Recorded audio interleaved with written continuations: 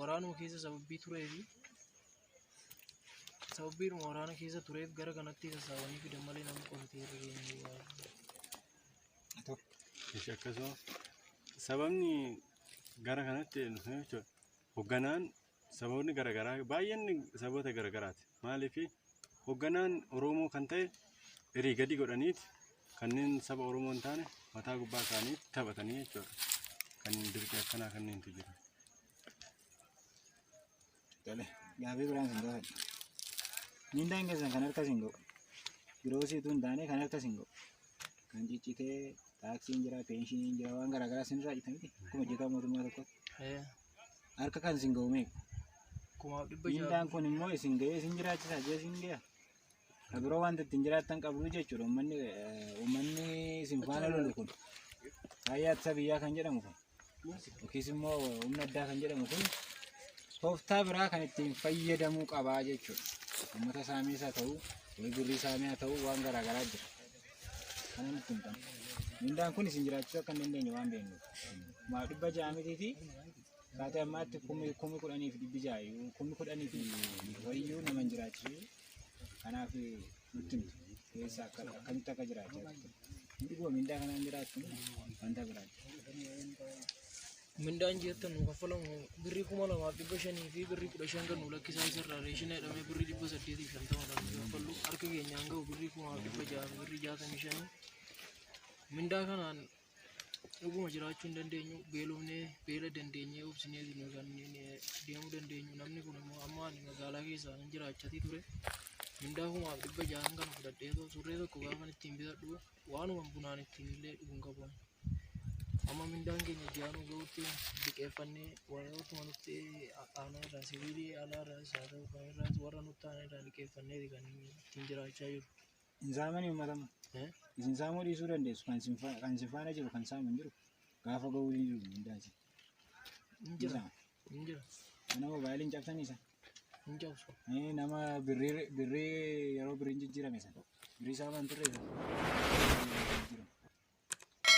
birrii baay'ee saamaan turre birrii 10,000 miti 100,000 ol yoo argitan saamaan jenne abiyyi isaan immoo birrii 10,000 birrii 3,000 birrii 1,000 faa saamaan turre qote bulaa.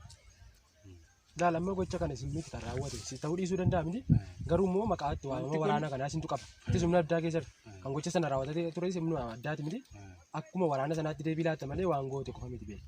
Kanaafiyyuu akkuma humna addaa sana keessatti saamicha ta'a ture ergaa jira. Sadarkaatti viidiyoodhaan waraabamee ragaa isaatu dhiyaachaa ture miti.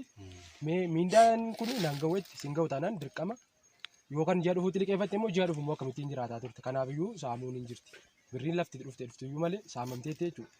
Yoo ati saamuu baattees kan hiriyaan kee saamee jira jechuudha. Isa kana mee akka hawaasi kun irraa baratu. Isa kanaafiyyuu waan hawaasi kun dhugaa jirtu hubatu atillee dhugaa nutti himaa jechuudha. Birriin karaa ittiin saamus karaa kamiyyuu karaa hoogganaatiin. Maaliif yeroo mindaan isaa yeroo dhumee jedhe ufumaa qabate patroolii siin jedhee nama 5 qabatee siin ba'a. Wanna ta'e fuudhee siin dhufa yoo xiqqaate qarshii shaayii qarshii 50 qarshii 100 caalaa sitti hin kennu jechuudha. Asii booda namni tokko hin dubbatinaa siin jedha hin dubbattu jechuudhaati. Kana fakkaata.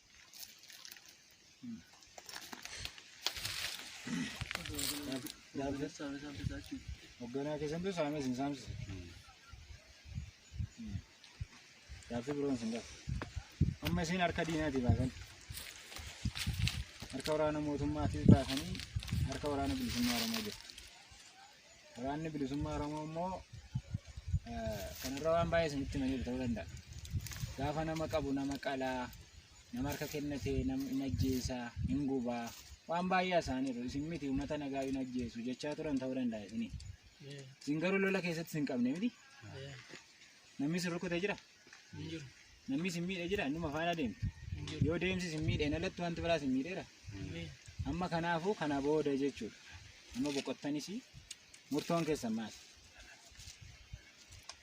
Murtoo isin qabdan kanaa booda. Nu faana qabsaa'u moo galtanii uummata nagaa faana jiraachuu dhokattanii moo nu faana qabsaa'u fedhiin keessan sirraan jalqabaa fedhii kamitti hin taa'e inni itti aana jechuudha. Ani waraana adda bilisummaa Oromootti dabalamee wajjin qabsaa'uun fedha. Fedha keetii murteeffatteetti. Tolee ati erbuu seentee itti seentaa isas fedha isaa gaafata. Ashaan feni koo gama achillee odoo eeyyama gaafadhu akkamiin tolutee odoo eeyyama gaafadhu eeyyama naa kennuu jedhanii as dhufe jechuudha. Amma kalee dadhabeet waa'ee akka duute kiyyaa kana yaadadheet bu'aa olee jechuudha. Isaaf yoo galees akki jiraadhuun hin jiru garuu kun beekamaadha. Isinis waan beektu ta'uu danda'a jechuudha. Galee maatii koo dhokadhee halkan tokko lama bira buleet karaa bilbilaa ta'eet karaa adda addaatiin ta'eet isin bira dhufuu qabaa jechuudha. Kanaaf maaliif asii gallaanis akka hin jiraanne kan namnis kawaannis laftis beekuu jechuudha. Nuti kiyya beekamaadha jechuudha. Kanaafuu galtee akka yoo keetuu si jalaa midhame doogee ishee teessee deebi'uu barbaada qabsootti. Fedhi kee kanadha.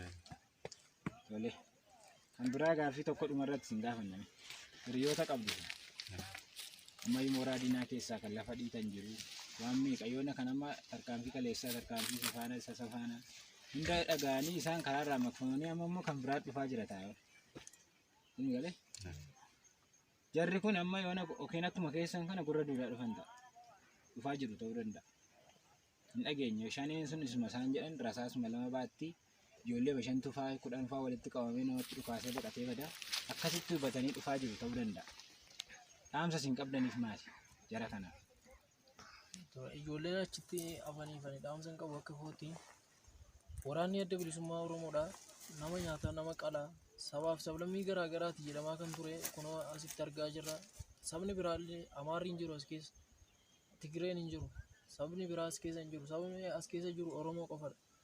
Kanaafuu warra achitti hafanii kanan jedhanii yookiin gara kanaan karaa bilbilaatiinis haa ta'u karaa kamiinuu ijoollee as jiran kanaan miseensa as jiru kana wajjiniin wal qunnamee wanta achitti jedhamaa ture kanaafis as jiru akka adda baafatuun dabarsuufii barbaadan. Hangam kootiin obboleeyyan kiyya kaachi jiru jechuudha. Kan ilmaa Oromoo ta'e guyyaa miti halkaniin dhiisee yookaan gara maatii isaatti galee maatii isaa tajaajiluu fi yookaan gara waraana adda bilisummaa Oromootti makamuu abdii isaanii qabaa jechuudha. Kana maaliif bakki amma obboleewwan koo jiru kun tokko faayidaa hin qabu jechuudha.